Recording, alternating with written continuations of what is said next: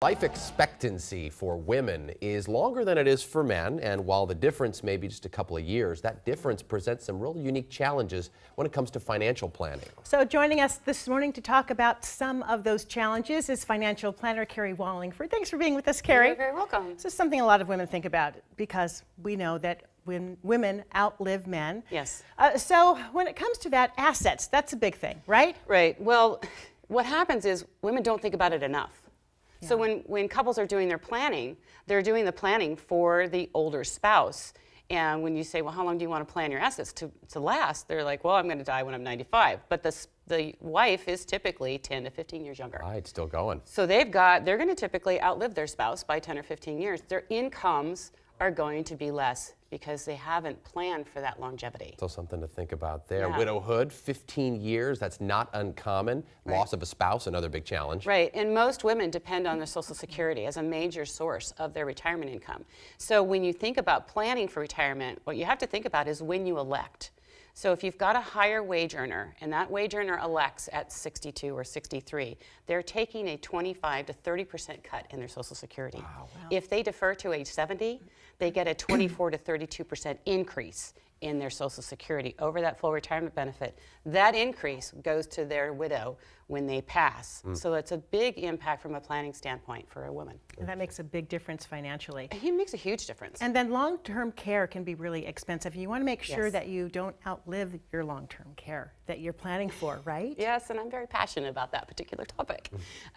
So women tend to have more care needs. They are chronically ill for a longer period of time than men.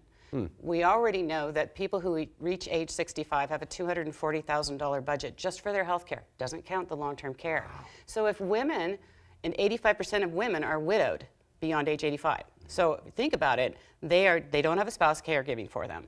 So they need to plan for their long-term care, know what assets they're going to use for that, or make sure that they've got a policy that protects them for a duration of time. Because healthcare is expensive. Healthcare, medical expenses. How much should people be preparing for? Well, again, if you just think about the health care alone, that's the $220, and you think about the long-term care impact, that's another $80,000 to $100,000 per year of care. And women tend to need care for 3 to 4 years on average statistically. Wow. Inflation is a factor also. Right. So inflation has to be considered when retirement planning. You can't say, well, I want to retire at $100,000 a year and not inflate that, because then what happens is your buying power goes down, obviously. So we need to plan for the assets increasingly giving you more income throughout your life. And there's ways to do that.